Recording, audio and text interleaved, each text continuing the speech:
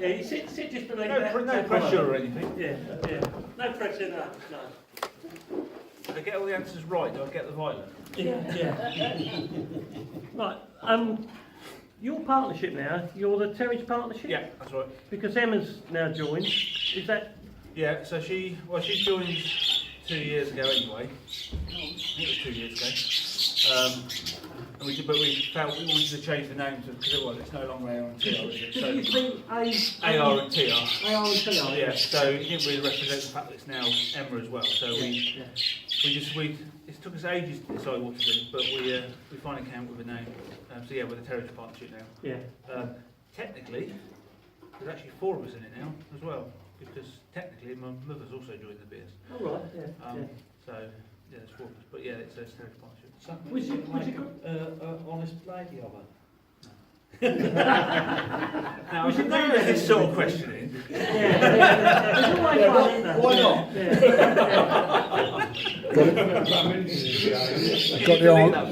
Got the answer on camera. Yeah, she has, Yeah. Was your granddad in it originally? Yeah. So when we very first started, there was me, my father. Well, no, actually, originally there was my granddad and my dad, and I joined up in a year or 2 later. And when we sent it off to the BS, it was AR and TR in AR Terheege, because my granddad's got the same initials as I have. It came back as AR and TR, so it's good. I guess they assumed we made a mistake with that. So yeah, he was in it, but he's packed up. He left the BS quite a few years ago anyway, but he still kept the budgies. And then last year he gave up completely. Got rid of his voice when all his birds came to us. He got rid of all his cages. Actually, Emma then had his cages because we built her a new aviary last year. So she had all his cages. And yeah, so I think he's now a workshop, I think. So that's what you need when you're in your 90s, is a workshop in your garden. So that's what he's got, a man cage. So yeah.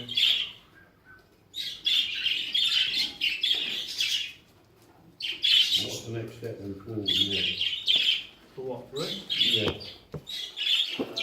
Get better birds. Special question. It's all about just a gradual move forward, isn't it? So as long as we're moving forwards, then we're happy. As most of you know, the one thing that drives us the most is the shows. We love the shows. We do a lot of shows. So it's a good benchmark. You know if you're doing better, if you're moving forwards, if you're doing better on the show bench. So it's really just keep inching forwards. Obviously we had a very good year last year. The challenge this year is to do as well, which is going to be exceptionally hard, especially looking at what we've bred. But yeah, it's just inching forwards. Obviously, everybody wants to win the club show, who's into showing, so can you do it? Don't they? But just to keep moving forwards. We've got a bit of a plan in our mind as to what we want to do. Just trying to enact that and see if it works. You know, so looking at your dad's DVD the other week, you brought your birds in elsewhere and it's taken you up quite a bit. Yeah, it does. Yeah. As you said, it's taking you that bit further forward. Yeah. Where the way you were going, you was having to do a little bit each year. Yeah, As you said, it's easier to pull them back than what it is to push forward at times. Yeah. So I'm actually going to do I've promised him I'm going to do a spin-off presentation to the one he's been doing, which is focused more about us and that step change. You're right, Yes. it's very incremental, if not keeping static. If I'm honest, I think we're fairly static. And then a few years ago, we had this little step change. So it's keeping that momentum now, which is going to be really difficult. And it's all down to breeding seasons at the end of the day. If you have a bad breeding season, you're not going to move forwards. But What was the step change? Sorry. we honestly, it was. Can you summarise it? Yeah, quite simply. Well, in a nutshell, it's bringing in some European bloodline. In a nutshell. So obviously we weren't sure whether that's. If you remember a few years ago, there was a debate as to whether that's the right way forwards or not. Probably still going on. We were unsure. Now we've made a decision that no, actually the way forwards is you need to bring in some European, that different type of bird to have that, to make that change, and that's what we've done, and that's made a difference. Certainly the way I look at it, I think my dad's the same, is I think, who says it, Harry Hockaday, I think, probably used the terminology before us, or where we got it from. But it's like a toolbox. You need all these different bits of the toolbox to move the birds to where you want to go. And if you haven't got length of feather, then you're missing a tool out your toolbox. To us, that's all that European birds are bringing. I know there's a debate about long flights, long tails, but personally, I've come to the conclusion now that's just a type of, it's just long feather. It's just a characteristic of the long feather. So that's what we've done. We've brought in a few of that type of bird, and it's made a big difference. Would you use a bird that's carrying long flight? If we think, yeah, what would you? Carefully, very carefully, but yeah. But I'll tell you why, because at the minute we haven't got a lot of that type of bird. If I had a load of birds that had that feature, I'd get rid of them because I don't need them. But because we haven't, then yeah, I would use them. You've got to bring that into effect, really. Yeah. But there's no point going too far if you don't need it. Because all you then end up with is loads of birds like that. And then you're going to go up to Stoke-on-Trent and try and burn the birds with the back screwing the width. So then you're going to go the other way. So you want that balance, you want that mixture of that toolbox, in my opinion. And that's what we're trying to do. We will lack it. We believe we will lack in that piece of the puzzle. So that's what we've done differently. A lot of the European birds have got a wider feather, haven't they? Whereas the British one the feather is a longer feather. Do you think I need to go around? Yeah. I need to go around. But, Who's got the best birds in Europe? Would you say?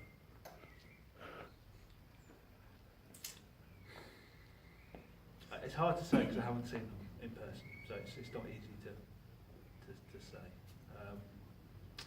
But I would, looking at what I've seen, I don't think you can really look past Luton. I think who's getting close is Martin Hayden. And there's a few of us that are not as well known that are up there as well. But it's hard for me to say because I haven't seen them in person. Not all of them anyway. I've been around all those areas, so they're certainly looking at it on the face of it. I would say Luton. And in terms of maybe someone like myself who's got a smallish stud, how many, if you were looking to step forward, how many sort of birds would you bring in one go from a breeder?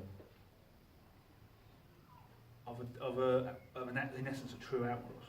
Yes. Half a dozen, tops. It comes down to what you can afford, but I wouldn't go more than that. It depends what you're looking at. But if you get, let's say for example, just using an example, you're going to go abroad and get some in, then it's a long way for them to bring them. It's going to cost a lot of money, but it's going to be a long way to bring them. So if you only get one and you lose it, you're going to, not be in a very good place. So you want to, but also you want to bring a few in that you can then pair in across and then pair them all back. So I wouldn't go more than that, though, personally, because you don't. We still believe in families. I wouldn't want to lose the family lines, but it's just bringing enough in just to have that little bit of outcomes. And that's all we've done. We've brought in 3, 4, up to 6 or so a year. And do you prefer buying in barheads, young birds, or? I prefer not, but it's very hard. Certainly from what we've experienced, it's very hard to buy anything outside of the UK that's not a barhead. So I prefer not to use barheads now, because you're not 100% sure what they're going to turn out like. Sure. You've got an idea, but you don't always know. You've got to carry them until the breeding season and hope they don't die. And you know what it's like with those age birds anyway. They go up and down. And so I would prefer to bring in a bird that's molted out probably, 6, 9 months old. Why is it so difficult to buy birds like that? Because I would have thought the top breeders would be doing the same, sitting on their barheads, waiting for them to molt out. They don't.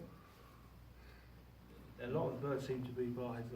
I think there's a lot of the molted out ones are either going in swaps or, I don't know what happens to the older ones. I guess they probably go further afield because they probably get more money for them. I don't know. I'm surmising, but certainly our experience is mainly with barheads coming in.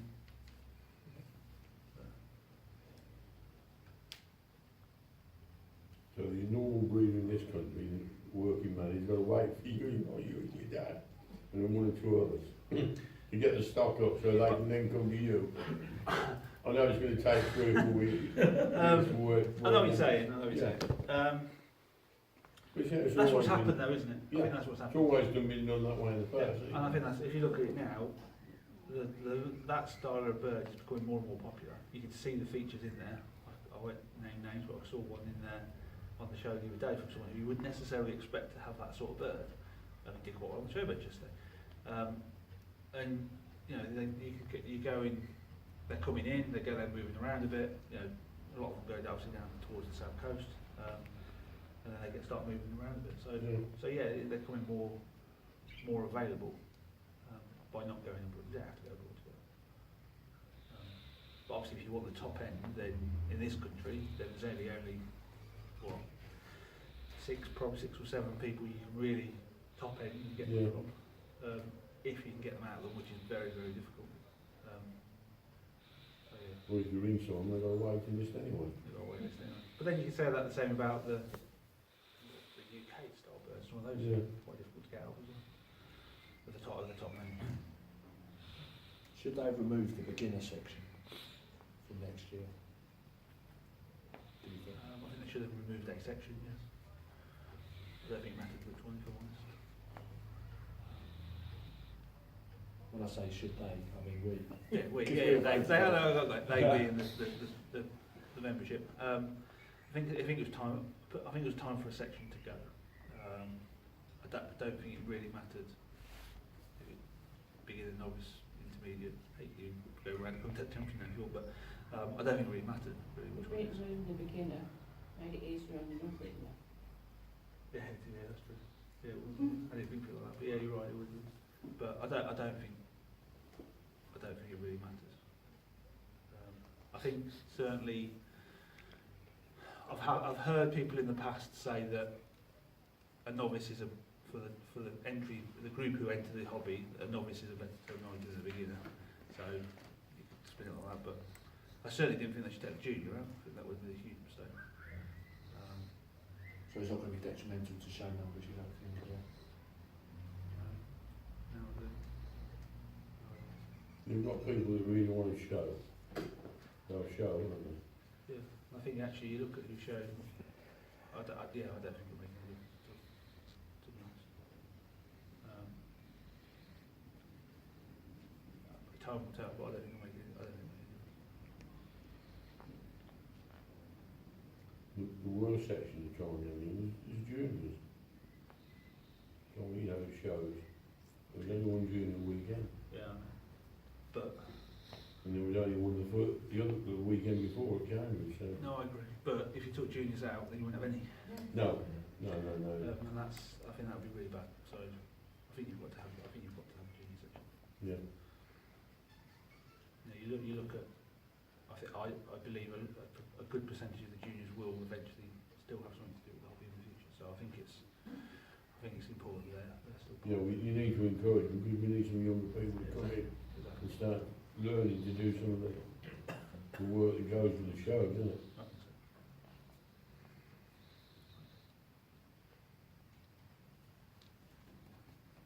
Would you move the club show to a different part of the country? Bedford? That's what Bedford. Yeah, Bedford. I think just that's Watford actually. But Alexandra Palace. That's a really difficult one actually.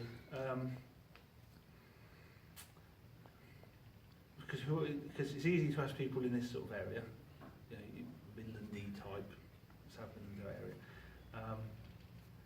But if you ask someone in Cornwall or down South London or something like that, then they say, yeah, move it further south, because they rarely go to the show. But it's got to be in the area where most people can get to the show most often. I mean, you could rotate it and move around different areas, but if it's Doncaster, if it's Birmingham, if it's that sort of area, it's not much difference really. So I think it's roughly in the right area. But I think it makes sense. It's in the middle, doesn't it? Make sense in the middle of the country. At the moment with Doncaster, the staging and everything is stored at the Dome. So once you move it, somebody's got to get it done with the vehicle. That's the staging, unless you've got somewhere. Yeah. And then you've got other helpers. Yeah, Yeah, they got them. You've got a good door. yeah, I mean, they've got Nichols sure, up there, haven't yeah. Yeah. And they need somewhere to store it, wouldn't they, if they were to move the Yeah. venue. So there's nothing wrong with it. I don't think there's anything wrong with it though. It might be time for a change, go somewhere else, but it's still going to be roughly in the same vicinity, I would have thought. November used to be all right, it was just that dark night coming home. wasn't it? Yeah, it was. It was. Even Especially, we come home the year, two lads from the London area got killed. They're both, apparently both prison wards. And we went past and we had to go over the top. So what the police have done with the burglars, I don't know. I mean, that's obviously to consider. I mean, I remember when it was at the race course and, you know, you had all snow on the ground. Yeah. We went over that. We were on that Yeah, one, I yeah. So, I thought the race course was great. Yeah. Well, it's great. We did it twice, and we did it. But, yeah, there's so many different views. September seems okay. The trouble with September, you've still got all the other shows around it. Yeah. Yeah, if they needed to show, we had to move some of the shows further back. Need the And ring date. start the show season different. Yeah, but you need to move the ring date really, wouldn't you? Well, I think you would. Yeah. But you would. You would have to. Because otherwise, the so what? only thing somebody come up with, was nothing about it, would be somewhere else, was to put the club show as the first show of the year, but you show the, Like the spring event. yeah, you show last year's written as your young birds, and then once the club show's been, then after that they change 28. Yeah, you can do it. Yeah. The trouble with that, I mean, if let's say the spring event this year was actually the club show, Yeah, there's still a lot of people with their best birds paired up. So unless they moved You mean the that ring date forward. forwards a bit, then you're still going to have those birds paired up. So you're not going to get this bigger end. yeah, if they say move it to the ring date to not September or November, then you get people want to move it back a bit further and further, and you finish up back where you started, eh? Because we all do it, we all breed all the year round. Well, that's one of the, in my opinion, that's one of the reasons why it never goes through, because you get a proposal come through, so well, let's move it to the 1st of September, and some actually want it to the 1st of October, or I want it to, and it's not, it's either move it or don't move it. You don't find a day that's suits Everyone wants it. Yeah. Exactly. So you get to order and say, no, January the 1st is the start of the year, and that's what you do. And yet we all sit there waiting for Christmas Eve, don't you, for the winds to drop. So, yeah, no, they don't do that. Or not. Yeah. Or not. Yeah, or not, yeah. Was anyone affected here not getting the rings? I didn't get mine till January 8th, something like that, Was it? yeah. That cut you off. Yeah. Do you think that they should change the ring date? Yeah. Yeah, I think they should. Yeah, I think they should come earlier. Now it would be probably October, but I do think they should bring it earlier because then the shows can come earlier slightly. You know, if everything came back a month, then the club show would be in essence at the end of the season. You can start thinking about pairing up. You know, a lot of people want to pair up in September. You start thinking about pairing up then.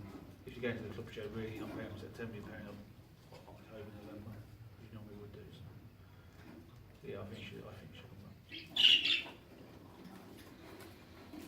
Yeah, but don't you think the reason it don't go through is because there's only a small percentage of members actually show? I do Whereas think, the yeah. majority of the BS members don't Yeah. show, so they don't bother, they'll breed now. It could be. You know what I mean? It would be interesting. It would be interesting, I think, to get because that's probably one of the only rules that's gone through, been proposed a lot, hasn't it? Yeah. Yeah. Every time it pretty much goes forward to the proposal, and every time it falls out. It would be interesting to do a little bit of a survey to find out why. what's the reasoning? Just go to the members, it could be anonymous, did you vote yes or no, why? Because you're right, I wouldn't be surprised if a lot of the people who never show at the club show or never do much showing would have voted on that one. But why would it matter to them? So what, it'd be